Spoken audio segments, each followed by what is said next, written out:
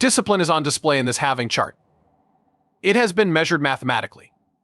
Additionally, we convened a Bitcoin brainstorming session with miners. Just 5 lines of code essentially constructed this monetary strategy. Prior to our Bitcoin brainstorm, I was unaware of that. It is understated. Elegance. Now compare this to what we have here. The following is the growth of M2, shown as a percentage change over the past 4 years. As you can see, it's dispersed. We ended up having inflation in the double digits. As you can see, it rose towards double digits in the 60s and 70s. Global. Monetary instability is the root cause of the fascinating scenario we find ourselves in. What if by year's end we've settled on an annual growth rate of roughly 0%?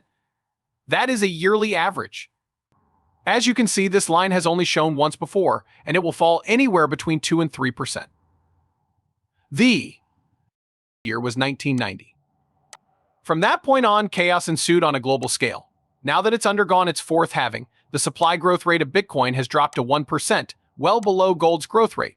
In sharp contrast, the quantity of other fiat currencies around the world, such as the US dollar, has fluctuated significantly.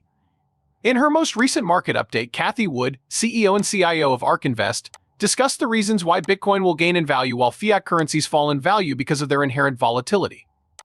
Cathie makes the valid argument that governments and central banks have complete control over the expansion of the supply of fiat currencies, making them inherently unstable and volatile. On the other hand, the increase in the Bitcoin supply is encoded and visible to anyone. Cathie claims that Bitcoin's underlying uniqueness would eventually entice investors seeking financial stability. As the Federal Reserve keeps interest rates high for a long time, she says the market and economy will get worse, which could cause a devastating recession. It looked to be quite sticky and took a long time to get there in the late 70s and early 80s. Then another time.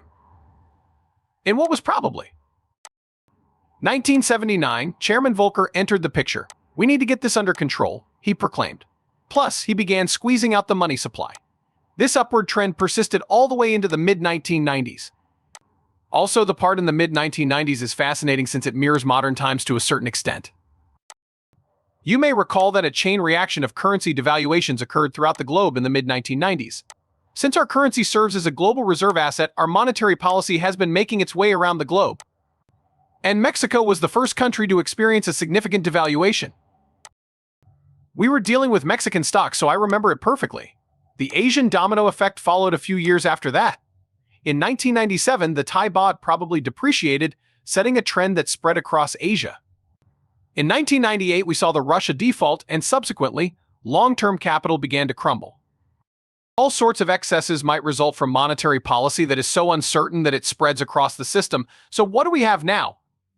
We can see that COVID was the reason of the steep drop after 4 years of 12% yearly increase in M2, instead of a gradual acceleration or at least a discernible trend and eventual stabilization in double digits as happened in the 1970s, 1960s, and 1970s. A flood of funds was poured into the system to avert a full-blown depression. If we can achieve a year-over-year growth rate of roughly 0 by year's end, that would be fantastic. That is a yearly average. This line will eventually fall into the 2% to 3% range, which has only happened once before. The year was 1990. Well, following that, chaos ensued on a global scale. The Fed has maintained higher interest rates for a longer period of time, measured from the time it hiked rates to the time it dropped rates for the first time. Plus, it's clear that we're performing above par currently. Additionally, the global financial crisis of 2008 to 2009 was foreshadowed by the previous 3 occurrences of this, which occurred while we were far higher. All the craze in 97 and 98 about tech and telecom was presaged by it. Recessions in 1969 and 1970 were heralded by it. Because of monetary instability all around the globe, we find ourselves in a very intriguing position. Understood regarding these devaluations indeed. Naturally, in developing economies, anyone with an internet connection may now create or purchase a large insurance coverage. Nevertheless, when you return to the halving in this purple line, doesn't resemble the volatility observed in monetary policy in the US and elsewhere. People, of course, are in charge of it.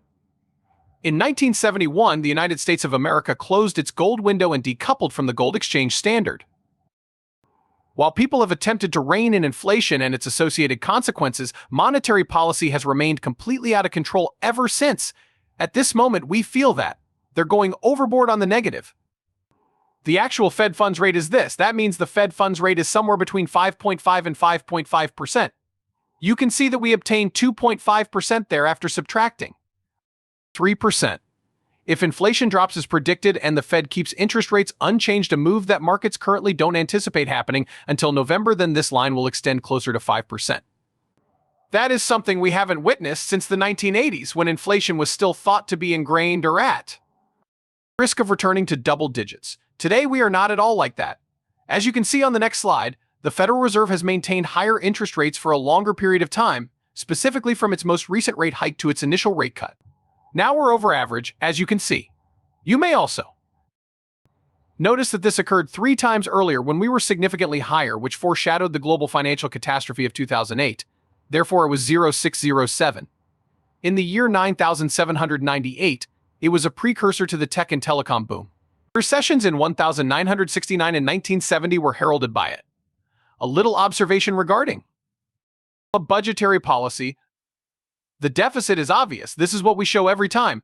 Additionally, I would like to stress once again that 6.1% is the remedy for this shortage, which occurs during an ostensible expansion.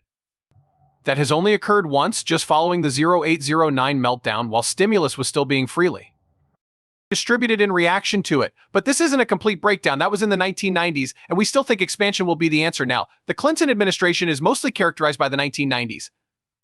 Thanks to the excellent growth, and I should note that the internet's meteoric rise in popularity in the early 1990s was a major contributor. We ended ourselves back in a surplus. It's a decade of expansion. We also find the ChatGPT moment to be highly reminiscent of the initial internet connection to email in 1993. Like ChatGPT before it, this was a watershed point for AI. Robotics, energy storage, blockchain technology, and multi-omic sequencing are some of our other innovation platforms in the life sciences, and we believe that AI will play a significant role in stimulating and accelerating their growth. All of those are on track to produce extremely high rates of growth, which will significantly impact GDP. The internet, technology, and growth were all great after the tech and telecom bubble burst, but we still hadn't